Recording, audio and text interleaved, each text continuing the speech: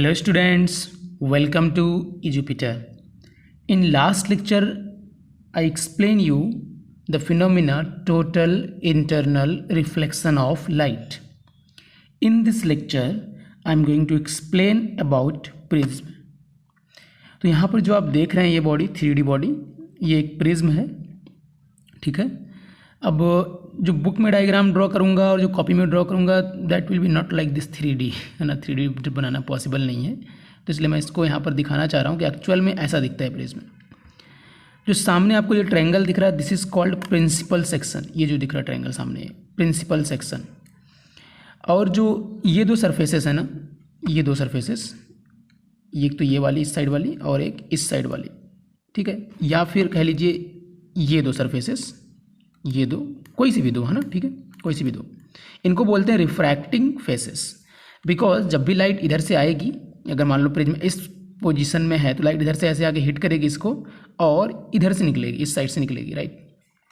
Like ऐसा देखो, light इधर से आएगी इस साइड से और इस साइड से निकलेंगी। तो ये दो जो फेसेस इन्वॉल्व्ड हुई हैं ना रिफ्रैक्शन फिनोमिना में, उनको बोलेंगे रिफ्रैक्टिंग फेसेस। तो जो दो फेसेस इन्वॉल्व होते हैं रिफ्रैक्टिंग, उनको क्या बोल देते हैं, रिफ्रैक्टिंग फेसेस बोल देते हैं। ऐसा अगर प्रिज्म में रखा हुआ है इस तरीके से, तो जो नीचे वाली सरफेस है वो किसका काम करेगी, बेस का काम करेगी। नीचे वाली सरफेस दिस वन बेस, ठीक है ना, that is called base of the prism. अब जो ये दो सरफेसेस हैं जिससे रिफ्रैक्शन फिनोमिना हो रही है वो किसी एंगल पर है। देखिए आप, ये एक सरफेस ये और एक सरफेस ये, तो ये बीच में क्या बन रहा है, यहाँ पर देखो एंगल है कुछ, this is called angle of the prism. तो हम अपने कॉपी में जो प्रिज्म का पोर्शन ड्रॉ करते हैं वो सिर्फ इस सामने का ट्रायंगल ड्रॉ करते हैं, यानी हम सिर्फ ये ड्रॉ करेंगे बस, ऐसा एक ट्रायंगल, ठीक है। मैं ऐसे बना दे रहा हूँ, उसको लगाने की जरूरत नहीं मुझे, ऐसे ही बना लेते हैं। So this is the prism, मतलब कॉपी में ऐसे ही बोला जाएगा दिस इज द प्रिज्म। इसका मतलब प्रिज्म ही समझना है आपको, उस पर लाइट वाइट आएगी, इसी बनाएंगे, ऐसे 3D पूरा नहीं बनाएंगे हम लोग। तो इसमें क्या हम लोग एज्यूम कर रहे हैं कि प्रिज्म इस तरीके से रखा हुआ है, इस तरीके से, लाइक दिस, इस तरीके से प्रिज्म को क्या किया गया, रखा गया। अब लाइट किधर से आएगी, इधर से आएगी, इस वाले फेस पे हिट करेगी और फिर इधर से रिफ्लेक्ट होके निकल जाएगी, ठीक है ना, रिफ्रैक्ट होके, सॉरी। तो यहाँ पर डेंसर मीडियम, फिर रेयर, इस साइड रेयर है ना, इधर बीच में डेंसर मीडियम। बात समझ में आ गई। तो कॉपी में हम लोग जो ड्रॉ करेंगे वो सिर्फ प्रिंसिपल सेक्शन ड्रॉ करेंगे, that's mean only this triangle. चलिए तो स्टार्ट करते हैं प्रिज्म का फिनोमिना प्रोसेस, जो भी होता है रिफ्रैक्शन वगैरह उसमें। देखो बच्चों, तो ये मैंने जो ड्रॉ किया आपके सामने, ये हो गया प्रिज्म। जैसा कि मैंने बोला ये है बेस आपका और ये है आपका रिफ्रैक्टिंग सरफेसेस, ठीक है। और ये आपको मैंने बताया एंगल ऑफ प्रिज्म है, this is the angle of prism. Generally इसको डिनोट करेंगे हम लोग ए लेटर से ही, बाकी अगर कुछ गिवन होता है तो वो आप सिलेक्ट कर लेंगे। रिफ्रैक्शन प्रोसेस को दिखाते हैं। So this is the prism with some denser medium property और साइड साइड का क्या है अपना रेयरर है। यहाँ से कोई लाइट रे आई, इसको अपन नाम देंगे वही पुराना नाम इंसिडेंट रे, वही पुराना नाम, कुछ अलग सा नाम थोड़ी रहेगा, incident ray, okay, incident ray. अब क्या है, लाइट इस सरफेस पे आके हिट कर रही है ना, look at this surface please. ये मान लो इसका नाम ए है, इसका नाम बी, इसका नाम सी है। So look at the surface A B. If light is hitting at that surface and moving from rarer to denser medium, then in which direction the light is going to be bent? Yes, towards the normal. सही सोचा आपने, बिल्कुल ये बातें आपको बता चुका हूँ मैं। तो towards the normal light bend होगी, तो नॉर्मल पहले तो ड्रॉ करें हम, क्या ड्रॉ करें, normal. And the meaning of normal is perpendicular to the surface, ध्यान में रहे। तो यहाँ पर जब हम परपेंडिकुलर ड्रॉ करेंगे तो सरफेस के परपेंडिकुलर लाइन ड्रॉ करेंगे, राइट, ऐसा। बच्चे क्या करते हैं पता नहीं क्यों ऐसे ड्रॉ कर देते हैं, ये नॉर्मल रहता है उनका, ऐसे मालूम नहीं भाई। ये सरफेस है ए बी ये सरफेस है, इसके परपेंडिकुलर ड्रॉ करनी है, ठीक है। तो ये हमारा क्या हुआ, एंगल ऑफ इंसिडेंस हुआ। अब लाइट जैसा कि मैंने बोला रेयरर टू डेंसर है, so it will bends towards the normal, towards the normal. देखिए इधर जाना चाहती थी ना लाइट, इस डायरेक्शन में निकलना चाहती थी ना, हमने उसको किधर बेंड किया, नीचे की तरफ थोड़ा झुका दिया है, तो टुवर्ड्स द नॉर्मल बेंडिंग हो गई। अच्छा, अब लाइट डेंसर, ये देखो लाइट डेंसर मीडियम में है, now it is moving towards the rare medium, rare medium में अप्रोच कर रही है। तो अगेन एक नॉर्मल ड्रॉ करेंगे इस वाली जगह पर समझने के लिए कि लाइट किधर बेंड होगी। तो हमने नॉर्मल ड्रॉ कर लिया। तो जैसे कि हमको पता है लाइट डेंसर टू रेयर जा रही है, so it will bend away from normal. जाना किधर चाहती थी, इधर जाना चाहती थी, चली किधर जाएगी, कहीं इधर चली जाएगी। ठीक है, सो दिस इज द रिफ्रैक्टेड रे एंड दिस इज द रे that got emerged out from the prism, so this is called emergent रे, इमर्जेंट रे। और इस वाले रे को क्या बोलते हैं, जो बीच में रिफ्रैक्टेड रे, वहाँ पर रिफ्रैक्शन फिनोमिना हुआ है। अब ये देखिए एंगल ऑफ इंसिडेंस है और इधर जो बाहर एंगल बनता है इसको बोलते हैं एंगल ऑफ इमर्जेंस, जिस एंगल से वो लाइट बाहर निकली है। और यहाँ पर जो ध्यान में देने वाली बातें हैं, अब देखो लाइट जाना किधर चाह रही थी, ध्यान से देखो लाइट इधर जाना चाह रही थी, चली किधर गई बेचारी, इधर चली गई। ओहो, इसके साथ तो बड़ा धोखा हुआ। मतलब ये बीच में ऐसा क्या आया, प्रिज्म आया, इसने क्या कर दिया, इसको डेविएट कर दिया। क्या कर दिया, डेविएट कर दिया। अब जो ये एंगल बना, जितने एंगल से वो डेविएट हुई है, that angle will known as angle of deviation. इसी को तो हम कहते हैं angle of deviation. Angle of deviation का क्या मतलब है कि लाइट किधर जाना चाहती थी और फाइनली किधर चला गई, उसके बीच में जो भी एंगल बन रहा हो, that is the angle of deviation. बात समझ में आ गई। तो ये एंगल जो यहाँ पर है, this is the angle of deviation, जिसको मैंने यहाँ पर बनाया बिकॉज यहाँ पर जगह नहीं उतनी। अब आगे देखो, पहली सरफेस पे ध्यान से देखो, look at the first surface A B. Light किधर जाना चाह रही है, इधर इधर इधर इधर जाना चाह रही है, चली किधर गई है, इधर चली गई। तो पहली सरफेस पे ये डेविएशन हुआ, दिस मच। फिर अब दूसरी वाली सरफेस को देखो ध्यान से, लाइट इधर जाना चाह रही है, इधर इधर इधर इस साइड में, लेकिन चली किधर गई, इधर चली गई। तो दूसरी सरफेस में कितना डेविएशन हुआ, दिस मच, इतना छोटा सा। तो यहाँ पर थोड़ा सा डेविएशन हुआ है, यहाँ पर थोड़ा सा डेविएशन हुआ है, और कंप्लीट डेविएशन कितना हुआ है, ये हुआ है पूरा कंप्लीट डेविएशन दोनों सरफेस का मिला के। तो ये था रिफ्रैक्शन फिनोमिना की रिफ्रैक्शन किस तरीके से प्रिज्म के साथ होता है। अब यहाँ पर जो मैंने वर्ड यूज किया, angle of deviation, angle of prism, angle of incidence, angle of emergence, इन सब के बीच एक रिलेशन होता है, एक फार्मूला होता है। So let's discuss the relation between angle of deviation, angle of prism, angle of incidence and angle of emergence. देखो बच्चों, मैं डायग्राम को दोबारा ड्रॉ कर रहा हूँ, ध्यान से देखते चलो। आपको डायग्राम बनाने अच्छे से आना चाहिए, ठीक है। ये रहा हमारा पहला ray, that is called incident one, जाना इधर चाह रही है, but due to change in medium it will bend according to the laws of refraction, as it is moving from rarer to denser, so it will bend towards the normal. So I change the direction according to that. Now this ray is moving from denser to rarer medium, and again जो भी law है उसके according bend होगी। और law ये कहता है अगर डेंसर से रेयर जा रही है तो किधर जाएगी, अवे फ्रॉम नॉर्मल जाएगी, और ये अवे फ्रॉम नॉर्मल हमने उसको बेंड कर दिया। लाइट की इनिशियल डायरेक्शन ये है, फाइनल डायरेक्शन ये है। The angle between these two is called angle of deviation and the symbol that we use is delta. I have been already explain this. हम इसके लिए क्या यूज करते हैं, सिंबल जनरली डेल्टा यूज करते हैं, ठीक है बच्चों। अब देखिए ये जो एंगल है इसको हमने नाम दे दिया आई, और इसको नाम दे दिया इस वाली जगह पर ई, ठीक। अब जो लाइट जब गई ना, देखो ये क्या है, रेयर मीडियम, ये डेंसर मीडियम, तो यहाँ पर जो एंगल बनता है इसको क्या बोलते हैं भाई, ये लाइट है इंसिडेंट रे और ये है रिफ्रैक्टेड रे, and this is the normal, right, normal. तो नॉर्मल से जो रिफ्रैक्टेड रे एंगल बनाती है इसको क्या बोलते हैं, angle of refraction, angle of refraction. यहाँ पर भी देखो लाइट जा रही है, तो मान लेते हैं इसका नाम अगर R1 है तो इसका नाम मान लेते हैं R2, मान लेते हैं, क्या मान लेते हैं, R2। ये अपना क्या है, एंगल ऑफ प्रिज्म है। Now look at this two angles, ये दो एंगल्स क्या है, इनका क्या नाम दें। मैंने अभी पीछे क्या बताया आपको, ये दोनों एंगल क्या है, एंगल ऑफ डेविएशन है। देखो लाइट इधर जा रही है, इधर इधर इधर इधर जा रही है, इधर देखो इधर जा रही है, किधर चली गई, इधर चली गई, तो कितना डेविएट हुई है, इतना डेविएट हुई है। ये पहली सरफेस पर डेविएशन, इसलिए इसका नाम मैं दे दे रहा हूँ डेल्टा 1। क्या नाम दे रहा हूँ, डेल्टा 1। अब देखिए यहाँ पर लाइट ऐसी गई, फिर इधर मुड़ गई, तो जाना किधर चाह रही थी, इधर जाना चाह रही थी। बेंड किधर हुई है, इस तरफ हुई है। तो ये जो एंगल ऑफ डेविएशन आपको देखने को मिल रहा है, दिस इज द डेल्टा 2 दूसरी सरफेस से। अब ये वाला देखो एंगल इस वाले एंगल के इक्वल होगा, इस वाले, because of the vertically opposite angle. देखो ये दोनों लाइन है ना सीधी सीधी, तो वर्टिकली अपोजिट एंगल, तो जो डेल्टा 2 है वही क्या है यहाँ पर, डेल्टा 2 है, यही चीज़ है, सेम चीज़।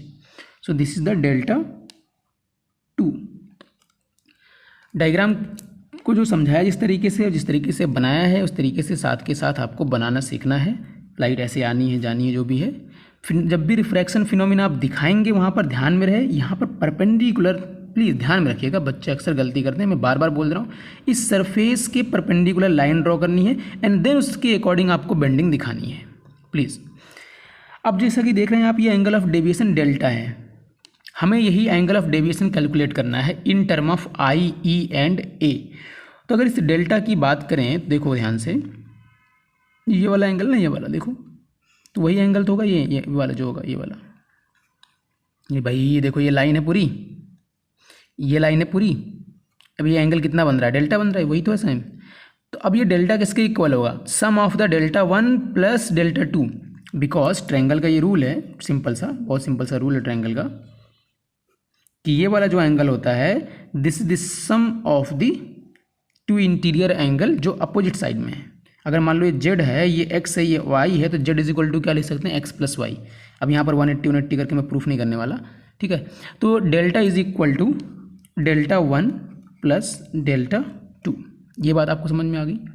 डेल्टा 1 और डेल्टा 2 को ध्यान से देखते रहना है आपको, कहाँ पर है दिखाई दे रहा है ना आपको, ध्यान से। चलो आगे बढ़ते हैं, इसको इक्वेशन 1 करके छोड़ दो। डेल्टा 1 को क्या लिखा जा सकता है in term of I and R1। देखो देखो देखो ध्यान से देखो, डायग्राम देखो, ये आई है, देखो इधर, look at this I, right. अब ये पूरी लाइट रे इधर जाना चाह रही थी और ये परपेंडिकुलर है, तो ये पूरा का पूरा एंगल क्या है, आई हुआ, वर्टिकली अपोजिट से। हमको क्या निकालना है, डेल्टा 1 निकालना है। तो आई से अगर R1 माइनस कर देंगे तो डेल्टा 1 ही तो बचेगा। तो आई से क्या माइनस कर दिया हमने, R1 माइनस कर दिया। एंड सिमिलरली अगर डेल्टा 2 निकालेंगे, look at this portion, delta 2 का मतलब कौन सा एंगल, ये वाला एंगल, छोटा छोटा सा जो है ये वाला डेल्टा 2, यानी ये वाला एंगल डेल्टा 2। तो ये पूरा का पूरा क्या है, पूरा का पूरा एंगल देखो क्या है, पूरा का पूरा एंगल ई है। अगर ई में से ये R2 वाला हिस्सा माइनस कर दें, छोटा वाला हिस्सा माइनस कर देंगे, तो बचेगा कितना, डेल्टा 2 बचेगा। तो ई माइनस R2, इस तरीके से क्या निकल गया अपना, डेल्टा 1 निकल गया और डेल्टा 2 निकल गया। तो डेल्टा जो हमारे पास हो गया वो हो गया आई plus E minus R1 plus R2। हमने पुट कर दिया डेल्टा 1 और डेल्टा 2 की वैल्यूज़ को। हमें क्या चाहिए रिलेशन डेल्टा का, आई, ई और ए के टर्म्स में चाहिए। सो हमको R1 और R2 को भी रिप्लेस करना पड़ेगा। तो लुक एट हियर, कैसे रिप्लेस करेंगे, देखो बच्चों, प्रिज्म को मैं थोड़ा सा यहाँ पर एक बार और ड्रॉ कर देता हूँ, क्योंकि उसमें बहुत समझाना डिफिकल्ट हो जाएगा नहीं तो। ये गैप लाइट रे ऐसी ऐसी, ठीक है। तो आप अगर ध्यान दें एक चीज़, तो यहाँ पर मैंने एक परपेंडिकुलर ड्रॉ किया, यहाँ पर भी एक परपेंडिकुलर ड्रॉ किया, तो यानी ये वाला एंगल कितना हुआ, 90 हुआ, ये वाला एंगल भी कितना हुआ, 90 हुआ, और ये वाला एंगल कितना है, ए है, ये वाला एंगल कितना है, ए है। और ये वाला ध्यान से देखो कितना है, R1 है, और ये कितना है, R2 है। तो R1 और R2 मिलकर अगर आप निकालना चाहें, मतलब ये वाला एंगल R1 R2 के हिसाब से, इस वाले ट्रायंगल में नीचे देखो, ये R1 है, ये R2, तो ये वाला एंगल कितना हो जाएगा, 180 माइनस R1 प्लस R2, यही तो होगा भाई। ये R1 है, ये R2 है, तो ये एंगल कितना होगा, 180 माइनस R1 प्लस R2। अब जैसे कि मैंने आपको क्या बताया, ये 90 है, ये 90 है, और ये 180 माइनस R1 प्लस R2 है, और ये A है। अब ये एक एंगल, ये एक एंगल, ये एक एंगल, ये एक एंगल, ये कितने एंगल हो गए टोटल, 4 एंगल हो गए ना, 4 एंगल्स, एक क्वाड्रिलेटरल है। तो अगर हमें निकालना हो कि भाई ए की वैल्यू क्या होगी, तो हम क्या करेंगे, sum of the total angles equal to 360 put कर देंगे और देन सॉल्व करेंगे तो हमको क्या मिल रहा है, a is equal to R1 plus R2, ये मिल रहा है, वही मिलेगा बिकॉज ये 90 90 180 हो जाएगा तो कट पिट जाएगा पूरा मामला, क्या बचेगा सिर्फ a is equal to R1 plus R2। वो आप करके देख सकते हैं। सारे एंगल्स का समेशन कितना करना है आपको, 360 करना है। कितना करना है, 360 करके देख लीजिए अभी कितना आ जाएगा, a is equal to R1 plus R2 आ जाएगा। ठीक है, तो R1 प्लस R2 की जगह पर कितना पुट कर देंगे बच्चों, a पुट कर देंगे। कितना, a। तो ये हो गया हमारे पास एक सुंदर सा फार्मूला एंगल ऑफ डेविएशन का, जो रिजल्टेंट एंगल ऑफ डेविएशन है दोनों सरफेस से मिला के, फाइनल वाला। I plus E minus A. I plus E कहीं कहीं पर बुक्स में I1 and I2 notations use कर लेते हैं, तो कंफ्यूज नहीं होएगा, वो कुछ भी नोटेशंस यूज कर सकते हैं, बट समझ में आ गया होगा आपको। I का मतलब एंगल ऑफ इंसिडेंस है और E का मतलब एंगल ऑफ इमरजेंस है, and the meaning of A is angle of prism. Yes, अब जो ये एंगल ऑफ डेविएशन है ये किन किन बातों पर डिपेंड करता है समझिए प्लीज़। भाई देखो, पहली सरफेस पर जो डेविएशन हुआ है, कितना लाइट बेंड होनी है, वो डिसाइड होगा आई की वैल्यू के ऊपर और refractive index of the material के ऊपर। सही बात है, ठीक है ना भाई। रिफ्रैक्टिव इंडेक्स क्या है इस मटेरियल का, उसके ऊपर भी तो डिपेंड करेगा ना बेंडिंग कितनी होनी है, और ये आई कितने पर आपने उसको हिट कराया उसके ऊपर भी डिपेंड करेगा। यानी एंगल ऑफ डेविएशन इन दो बातों के ऊपर तो डिपेंड कर रहा है कि आई की वैल्यू कितनी है and refractive index of the material कितना है। तीसरा जो एक और चीज़ है आपको यहाँ पर फार्मूले में दिख रही है सीधी सीधी, वो है ए, यानी एंगल ऑफ प्रिज्म कितना है उसके ऊपर भी एंगल ऑफ डेविएशन डिपेंड करता है। तो ये तीन बातें हैं जिनके ऊपर mainly angle of deviation depend करता है, अब तो आई के ऊपर, ए के ऊपर और refractive index of the prism के ऊपर। जैसा कि हमने आपको बताया कि जो प्रिज्म है उसमें एंगल ऑफ जो डेविएशन हो रहा है वो तीन बातों पर डिपेंड करता है, angle of incidence, angle of prism and material of the prism. अगर हम प्रिज्म को फिक्स रखें, यानी एंगल ऑफ प्रिज्म ना चेंज करें and material of the prism ना चेंज करें, और हम चेंज क्या करें, सिर्फ एंगल ऑफ इंसिडेंस चेंज करें और देखें कि एंगल ऑफ डेविएशन डेल्टा कैसे वेरी करता है विद आई, है ना, डेविएशन कैसे वेरी कर रहा है अलॉन्ग विद आई, तो हमको कुछ ऐसा ग्राफ ऑब्टेन होता है। This is the angle of incidence and this is the angle of deviation and graph is something like this. हम यहाँ पर देख सकते हैं कि जैसे जैसे एंगल ऑफ इंसिडेंस इंक्रीज हो रहा है वैसे वैसे एंगल ऑफ डेविएशन क्या हो रहा है, डाउन हो रहा है। पहले एक पर्टिकुलर एंगल ऑफ इंसिडेंस पर जाके एंगल ऑफ डेविएशन मिनिमम हो गया, मिनिमम एंगल ऑफ डेविएशन हमको अचीव्ड हो गया, and then again angle of deviation क्या कर रहा है, इंक्रीज कर रहा है। अब आई की वैल्यू हम बढ़ाते जाएंगे, लास्ट कहाँ तक बढ़ा सकते हैं, 90 डिग्री तक बढ़ा सकते हैं, इससे आगे तो बढ़ा नहीं सकते आई की वैल्यू। भाई मैक्सिमम कितना ले जा सकते हो आई की वैल्यू, 90 डिग्री लेके जा सकते हो ना। देखो इधर ये है अपना नॉर्मल, आपने ऐसा इंसिडेंट कराया, ये एंगल ऑफ इंसिडेंस है, लाइट रे को आपने और बेंड कर दिया, अब ये एंगल ऑफ इंसिडेंस है, लाइट रे को आपने ऐसा कर दिया, अब कितना एंगल ऑफ इंसिडेंस है, 90 डिग्री है, इससे थोड़ी बेंड करा दोगे। तो ये है मामला कुछ, एंगल ऑफ डेविएशन कैसे वेरी करता है along with angle of incidence. तो जो minimum angle of deviation achieve हुआ है ये कब अचीव होता है और इसकी वैल्यू कैसे कैलकुलेट कर सकते हैं हम लोग, वो जरा देखिए। मिनिमम एंगल ऑफ डेविएशन हमारा तब ऑब्टेन होता है जब रिफ्रैक्टेड रे इन द प्रिज्म बेस के पैरेलल हो जाए, इसके पैरेलल हो जाए बेस के, यानी ऐसा एंगल ऑफ इंसिडेंट रे आई और ऐसी इमरजेंट रे निकल गई। बीच वाली जो रे है वो कैसी होनी चाहिए, पैरेलल टू द बेस होनी चाहिए, दिस इज द बेस, उसके पैरेलल होनी चाहिए। हमेशा देखो पैरेलल नहीं होती है, जब minimum angle of deviation achieve होता है उस पर्टिकुलर केस में बोल रहा हूँ मैं। तो ये हमारे पास वही है आई और ये ई। तो as per the symmetry i will be is equal to e, and जो ये R1 और R2 थे ये दोनों भी क्या होंगे, आपस में इक्वल होंगे, लेट दैट इज R, यानी R1 और R2 किसके इक्वल, R के इक्वल, as per the symmetry I am talking, है ना, कुछ ऐसा मैं ड्राइव नहीं कर रहा हूँ, सिमेट्री से ही दिख रहा सब। और हमको अच्छे से पता है A इज इक्वल टू क्या है, R1 प्लस R2 है, यानी 2r हो जाएगा अब ये चीज़, यही ए को हम लोग क्या नाम दे देंगे अब 2r नाम दे देंगे, यानी ये भी r है और ये भी r है। I इज इक्वल टू ई लिखा है तो इस हिसाब से जो मिनिमम एंगल ऑफ डेविएशन हमको अब मिलेगा ना, जो लिखेंगे हम लोग फार्मूला, पहले क्या लिखते थे I प्लस ई माइनस ए, ये लिखते थे। अब क्या लिखेंगे 2i माइनस ए, क्या लिख देंगे 2i माइनस ए। यहाँ पर I क्या है, एंगल ऑफ इंसिडेंस है, और यहाँ पर a की वैल्यू किसके इक्वल हो जाएगी, अगर एंगल ऑफ रिफ्रैक्शन में बात करेंगे तो 2r के इक्वल हो जाएगी। इतनी बात आपको समझ में आ गई। I think minimum angle of deviation कहाँ से कैसे निकालेंगे वो आपको क्लियर हो गया होगा। वो कितना हो जाएगा 2i माइनस ए। अब जो मिनिमम एंगल ऑफ डेविएशन हम लोग कैलकुलेट करते हैं, इस कॉन्सेप्ट का यूज करके हम लोग रिफ्रैक्टिव इंडेक्स कैलकुलेट कर सकते हैं किसी प्रिज्म का। क्या कैलकुलेट कर सकते हैं, रिफ्रैक्टिव इंडेक्स। यस, बिल्कुल सही सुना आपने।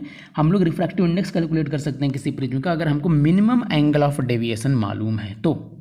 चलिए देखिए इधर, in the condition is minimum angle of deviation condition, यहाँ पर जो एंगल है वो है r और यहाँ पर जो एंगल है वो है i। This condition is the minimum angle of deviation condition. मैं आगे नहीं ड्रॉ कर रहा हूँ, मुझे उसका कोई काम नहीं है। मुझे क्या करना है, इस प्रिज्म का रिफ्रैक्टिव इंडेक्स निकालना है। Let the refractive index of this prism is somewhat n with respect to the surrounding. Okay, तो refractive index of this prism can be written as sine i over sine r, यही लिख सकते हैं ना। अब देखो delta m is equal to हमने calculate किया 2i माइनस ए, तो i इज इक्वल टू हो जाएगा delta m plus A divided by 2। कोई गलत बात तो नहीं, देखो इधर इसी को चेंज किया मैंने, ठीक, ये इधर आके प्लस और 2 डिवाइड में। अब जो r है ना उसको भी हम लोगों ने लिखा था a is equal to 2r, ऐसा कुछ। तो r को क्या लिख सकते हैं डायरेक्टली a के टर्म में a बाई 2। तो अगर हम i की वैल्यू ले आकर इसमें पुट कर दें और r की वैल्यू ले आकर पुट कर दें तो हमको रिफ्रैक्टिव इंडेक्स का फार्मूला मिल जाएगा सुंदर सा, in term of minimum angle of deviation sine a by 2। I की जगह पर हमने पुट किया है delta m plus a by 2 और साइन r की जगह पर क्या पुट किया है a by 2। Delta m plus A थोड़ा अच्छा ही लग रहा है, a प्लस डेल्टा m लिखो, पढ़ने में भी इजी लगता है,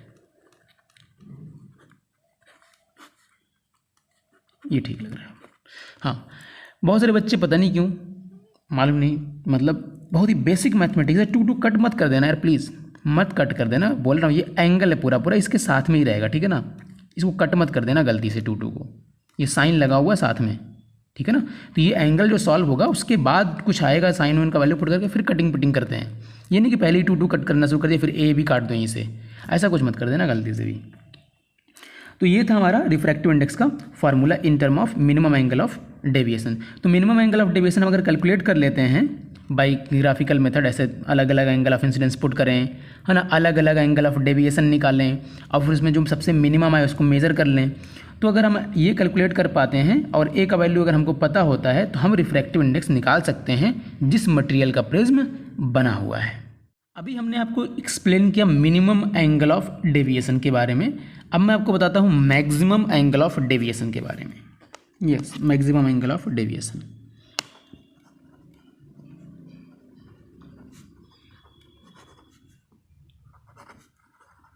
maximum angle of deviation delta max.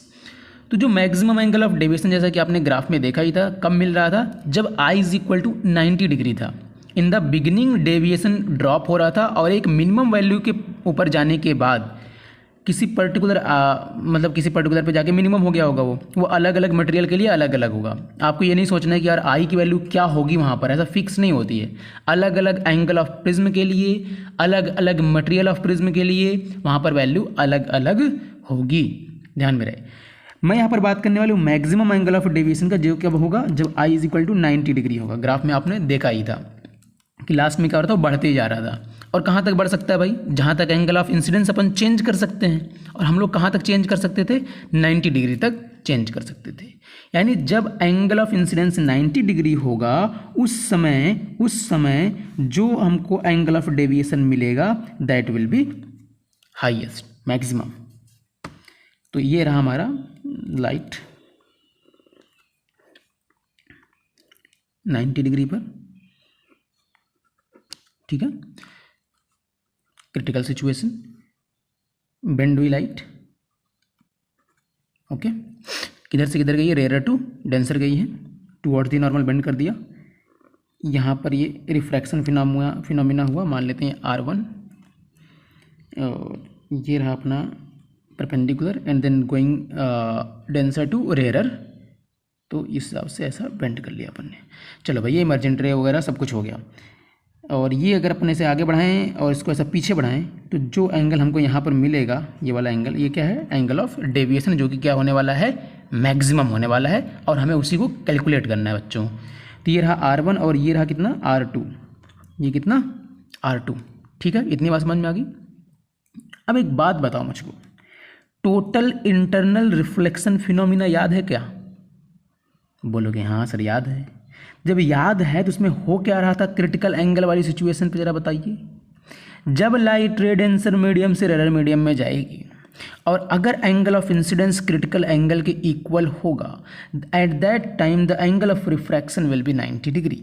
Look at this, यहाँ पर लाइट अगर इधर से इधर आती, इधर से इधर, और इस पर्टिकुलर एंगल पे हिट करती तो किधर से निकल जाती, ऐसी निकल जाती। यानी जो R1 है ये कुछ और नहीं बल्कि क्या है, क्रिटिकल एंगल, यानी C है। ये क्या है, C है। बात समझ में आ गई इतनी। अब हमारे पास क्या है, A is equal to R1 plus R2 होता है, तो उस हिसाब से R2 किसके इक्वल हुआ, A माइनस C के इक्वल हुआ। कोई दिक्कत भाई? R1 की वैल्यू अगर C है तो R2 की वैल्यू कितनी हो जाएगी, A माइनस C हो जाएगी। कुछ गलत थोड़ी बोल दिया। और यहाँ पर ये क्या है, एंगल ऑफ इमरजेंस है, ठीक। और ये हमारे भैया एंगल ऑफ डेविएशन, जो कि हमको निकालना है मैक्सिमम है, ठीक है। तो मैक्सिमम एंगल ऑफ डेविएशन या फिर चाहे सिंपली डेविएशन कह लीजिए, उसका फार्मूला हमने ड्राइव किया था I plus E minus A, यही ड्राइव किया था। अच्छा, I का वैल्यू तो हमको पता लग चुका है 90 डिग्री, E का वैल्यू हमको मालूम नहीं है, A का वैल्यू तो भाई साहब यही रहने दो, कोई दिक्कत वाली बात नहीं है। E की वैल्यू अगर हम निकाल पाते हैं तो ठीक है, E की वैल्यू निकाल के पुट कर दीजिए, तो क्या मिल जाएगा, डेल्टा मैक्सिमम का एक बढ़िया सा सुंदर सा फार्मूला मिल जाएगा। तो E की वैल्यू कैलकुलेट कैसे करेंगे, देखो इधर ध्यान से, ये लाइट रे इधर ऐसे आके पड़ी और इधर ऐसे चली गई, डेंसर से रेयर मीडियम में गई है, इधर से किधर, डेंसर से रेयर मीडियम में गई है। तो refractive index of rare medium, prism का कितना है रिफ्रैक्टिव इंडेक्स, रेयर मीडियम के रिस्पेक्ट में n है, तो refractive index of rare medium with respect to prism material कितना हो जाएगा, 1/n हो जाएगा, is equal to sine I divided by sine R। Sine I की जगह पर R2 है और R की जगह पर E है। इसको अगर हम लोग सॉल्व करेंगे तो हम लिख सकते हैं sine E is equal to n sine R2। कोई गलत बात थोड़ी लिखी, सही लिखा ना, cross multiply, yes cross multiply. तो E इज इक्वल टू क्या हो जाएगा, sine inverse n sine R2 का मतलब आपको बता ही दिया था A माइनस C।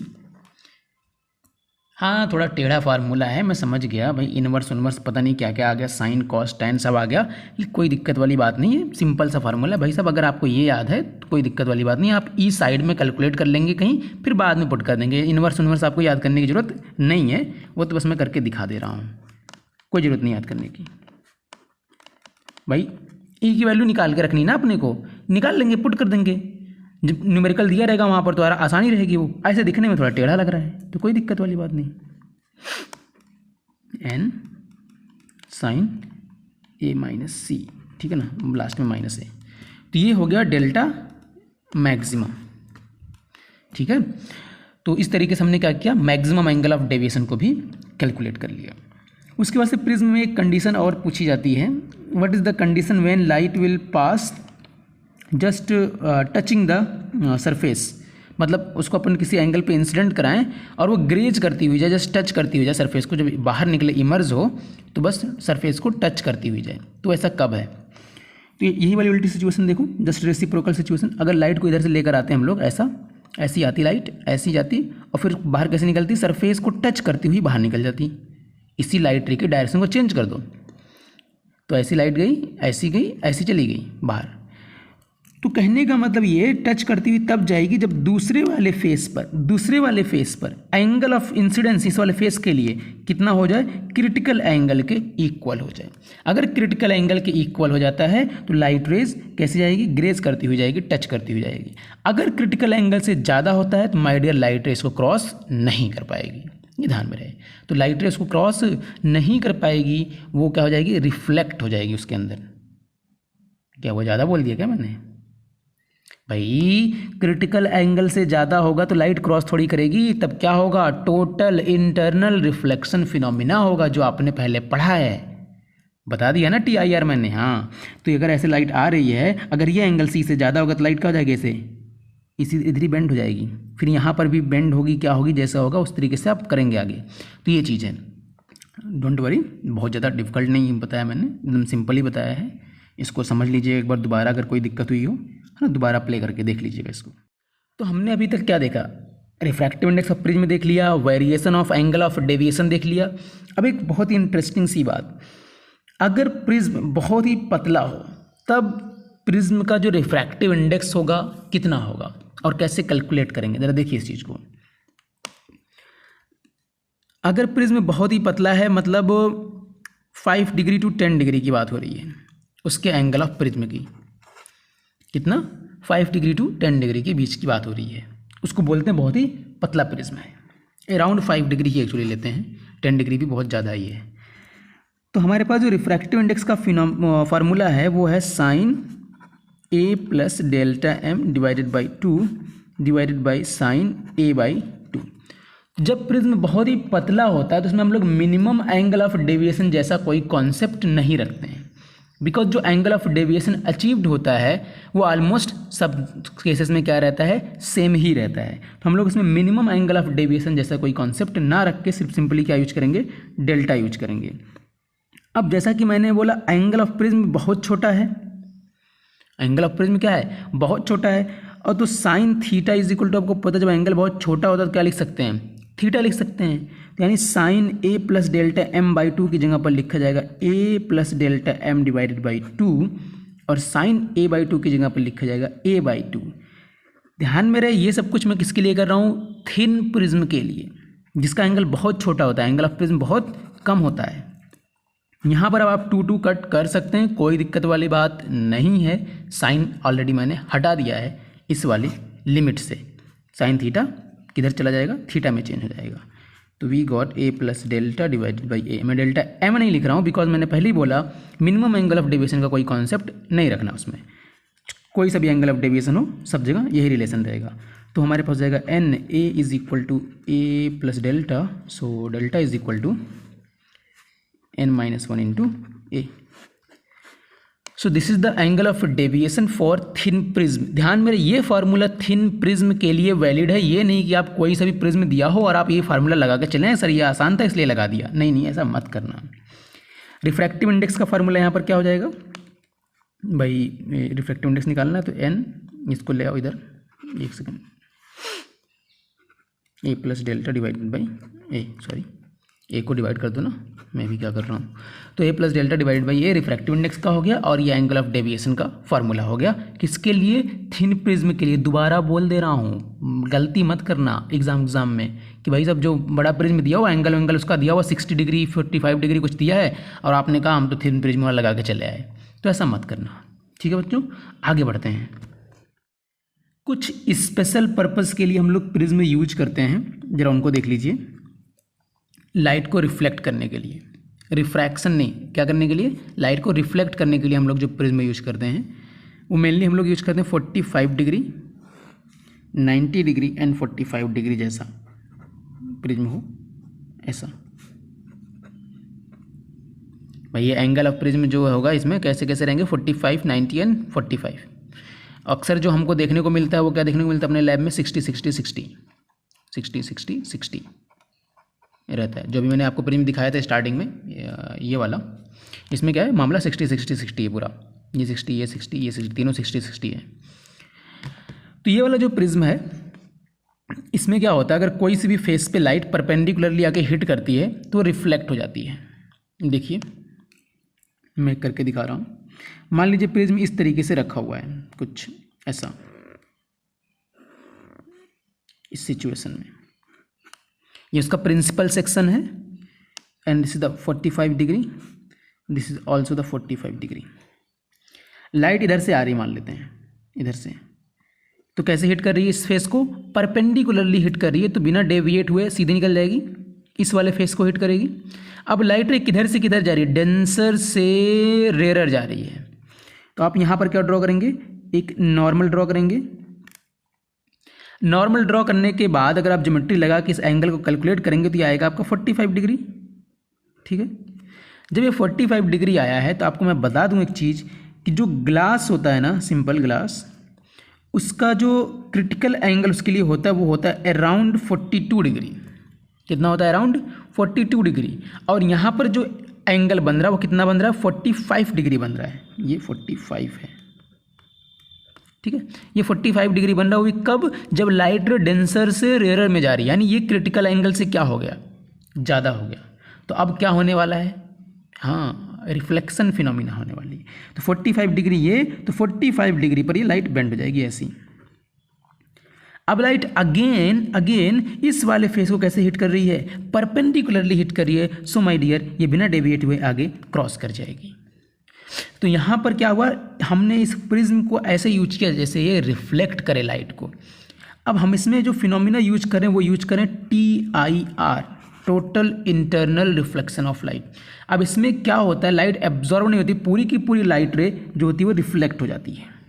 ठीक है, लेकिन वही बात करें मिरर के केस में, अगर हमको मिरर से लाइट को रिफ्लेक्ट कराते हैं तो मिरर के केस में लाइट क्या होती है, कुछ ना कुछ उसकी एनर्जी लॉस हो जाती है बिकॉज ऑफ द एब्जॉर्प्शन। चाहते तो हम लोग यहाँ पर मिरर रख के भी लाइट को रिफ्लेक्ट करा सकते थे, ऐसा नहीं है, करा सकते थे, लेकिन प्रिज्म से जो है लाइट की इंटेंसिटी डाउन नहीं होती है, ये बात ध्यान में रखिएगा प्लीज़। तो अगर ऐसे मान लो कोई ऑब्जेक्ट रखा होता इधर, ऐसा कोई ऑब्जेक्ट रखा होता तो ऐसा मामला ऑब्जेक्ट का बन जाता। तो लाइट पूरी कितने से डेविएट हुई है, 90 डिग्री से डेविएट हो गई है। यहाँ पर रखा हुआ ऑब्जेक्ट यहाँ दिखाई देगा, यहाँ पर रखा हुआ इधर दिखाई देगा। इसमें ये वाला कॉन्सेप्ट आपने देखा होगा, ऐसा मतलब कि यहाँ पर रखी हुई चीज़ जो ऐसे 90 डिग्री पर बेंड हो जाती है पेरिस्कोप में। पेरिस्कोप क्या होता है पता है, नहीं पता, देखो इसमें क्या होता है, अपन क्या करते हैं, एक ऐसा ट्यूब होता है, ट्यूब में मिरर फिट कर देते हैं, 2 प्लेन मिरर, इधर एक मिरर फिट कर दिया ऐसा। आपका चेहरा इधर रहेगा, यहाँ पर मस्त, यहाँ पर ओपनिंग है, ये मिरर देखो, ये मिरर है और ये मिरर है। ठीक है, आपका चेहरा इधर है, आप इधर से कुछ देखना चाह रहे हैं, आप देखेंगे इस मिरर को। अब मिरर से लाइट से रिफ्लेक्ट होगी और आपको सिग्नल्स कहाँ से मिलेगा, इस साइड का सिग्नल्स आपको मिलता रहेगा, इस साइड का आपकी आंखों पर आके पड़ेगा। तो आप यहाँ पर हैं लेकिन आपको सिग्नल इस साइड का मिल रहा है। इधर से कोई व्यक्ति अगर खड़ा होगा यहाँ पर तो उसको क्या लगेगा, आप यहाँ पर हैं, आपका चेहरा यहाँ पर उसको दिखाई देगा, तो कंफ्यूज रहेगा, है ना। तो इस तरीके से पेरिस्कोप का यूज हम लोग करते हैं। तो ये कुछ उसी जैसा कर रहा है ना, वही काम कर रहा है, देखो 90 डिग्री बेंड कर रहा है लाइट को ऐसा 90 डिग्री। तो इसलिए हमने इसका नाम रखा है पेरिस्कोप प्रिज्म। क्या नाम रख दिया इसका, पेरिस्कोप प्रिज्म। मतलब इस सिचुएशन में जब हम लोग प्रिज्म को यूज करेंगे तो वो क्या कहलाएगा, पेरिस्कोप प्रिज्म कहलाएगा। ध्यान में रखिएगा नाम। आगे बढ़ते हैं। अब मान लीजिए वही प्रिज्म 45 90 डिग्री 45 डिग्री वाला प्रिज्म जो है हमारे पास, उसको इस तरीके से रख दिया जाए। ठीक है, ये वाला 90 डिग्री है, हाँ दिखने में 90 डिग्री नहीं लग रहा है बट है, ये 45 और ये 45। ठीक है बच्चों, अब अगर लाइट रे इस सरफेस पर ऐसे परपेंडिकुलर आके हिट करे तो अगेन वही चीज़ होने वाली है कि लाइट रे रेयर से डेंसर गई, अब परपेंडिकुलर हिट करी तो कोई डेविएशन तो नहीं होगा यहाँ पर जब आके हिट करेगी यहाँ पर जो एंगल बनेगा ये बनेगा 45 डिग्री। अब ये 45 डिग्री अगेन क्रिटिकल एंगल से क्या है, ज़्यादा है, तो ये अगेन ऐसा बेंड करेगी। अब यहाँ पर भी जब आके हिट करेगा तो अगर ये 45 है तो ये भी देखो ऐसे परपेंडिकुलर बनाएंगे तो ये भी क्या बनना है, 45 ही बनना है। तो अगेन यहाँ पर भी क्या हो रहा है, क्रिटिकल एंगल से ज़्यादा हो रहा है, तो अगेन रिफ्लेक्शन हो जाएगा। तो यहाँ पर भी एक बार रिफ्लेक्शन हुआ, फिर यहाँ पर रिफ्लेक्शन हुआ, TIR हो रहा है, टोटल इंटरनल रिफ्लेक्शन। अब जब इस पर आके हिट करेगी लाइट, अब परपेंडिकुलरली हिट करेगी तो बिना डेविएट किए सीधी निकल जाएगी। तो यहाँ पर हमने क्या किया, लाइट को 180 डिग्री बेंड कर दिया है। कितना डिग्री बेंड कर दिया है, 180 डिग्री बेंड कर दिया है। ठीक है, ऐसे प्रिज्म को बोलते हैं पोरोप्रिज्म। क्या बोलते हैं बच्चों, पोरोप्रिज्म, पोरोप्रिज्म। ठीक है, तो ये रहा हमारा एक केस। तो ये और एक तरीके से और हम लाइट को बेंड करा सकते हैं इसी 90 डिग्री 45 डिग्री वाले में। अगर ये ऐसा रखा हो 45 और ये 90 और लाइट इस तरीके से हॉरिजॉन्टली आए, हॉरिजॉन्टली, तो इधर बेंड हो जाएगी। यहाँ पर जब लाइट आगे इंसिडेंट होती है इस वाले जगह पर, इस वाले जगह पर जब वो डेंसर से रेयर मीडियम में जाना चाह रही है, तो यहाँ पर भी क्या होगा, एंगल ऑफ इंसिडेंस जो है क्रिटिकल एंगल से ज़्यादा हो जाएगा, तो लाइट को वापस क्या करना पड़ेगा, रिफ्लेक्ट होना पड़ेगा, और फिर जब यहाँ आएगी वो दोनों वापस से ऐसी पैरेलल हो जाएगी। तो यहाँ पर हम लोग लाइट को क्या कर रहे हैं, डेविएट नहीं कर रहे हैं, हम लोग सिर्फ क्या कर रहे हैं, अगर कोई ऑब्जेक्ट उसकी इमेज को इन्वर्ट कर दे रहे हैं। देखिए अगर कोई ऑब्जेक्ट ऐसा है तो उसकी इमेज को क्या कर दे रहे हैं, इन्वर्ट कर दे रहे हैं, बाकी डेविएशन नहीं कर रहे हैं, जितने डिग्री पर थी लाइट उतने ही डिग्री पर है, बस रिवर्ट कर दे रहे हैं इमेज को। ऐसे हम लोग प्रिज्म को क्या नाम दे देते हैं, इरेक्टिंग प्रिज्म नाम दे देते हैं, erecting prism, just because of the situation of the prism, जैसा रखा हुआ इरेक्ट सिचुएशन में रखा हुआ इसलिए इरेक्टिंग प्रिज्म बोल देते हैं। तो ये थे बच्चों कुछ बातें प्रिज्म के रिगार्डिंग की, रिफ्रैक्शन कैसे हम लोग करवाते हैं प्रिज्म के साथ, ठीक है ना, लाइक कैसे लाइट आएगी, कैसे बेंड होगी, वो सारी चीज़ें।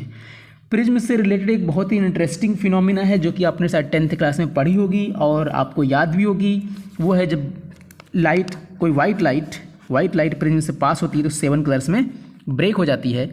उस फिनोमिना का नाम है डिस्पर्जन ऑफ लाइट, जो कि हम लोग आगे डिस्कस करेंगे जब मैं रेनबो वगैरह सब कुछ वहीं पर बताऊंगा कि लाइट का डिस्पर्ज होना वो एक अलग पूरा कॉन्सेप्ट है, इसलिए मैंने उसको यहाँ पर कवर नहीं किया है। मैंने यहाँ पर सिर्फ आपको इतना एक्सप्लेन किया है कि रिफ्रैक्शन फिनोमिना कैसे करवानी है हमको प्रिज्म के साथ, कि लाइट आएगी तो किधर बेंड होगी, प्रिज्म का रिफ्रैक्टिव इंडेक्स क्या है। मैंने बस कुछ बेसिक बातें प्रिज्म को बताई हैं, आपके प्रिज्म के बारे में बताई हैं। आज के लिए इतना ही बच्चों, नेक्स्ट लेक्चर में मिलते हैं हम लोग रिफ्रैक्शन का एक नेक्स्ट स्टेप के साथ। अभी तक हमने जो देखा उसमें प्लेन सरफेसेस थी, रिफ्रैक्शन फिनोमिना अभी तक हमने जितना देखा उन सभी में कैसी सरफेसेस थी, प्लेन थी। अब हम जो आगे पढ़ेंगे that will be the curved surfaces, यानी refraction with curved surfaces. Thank you very much.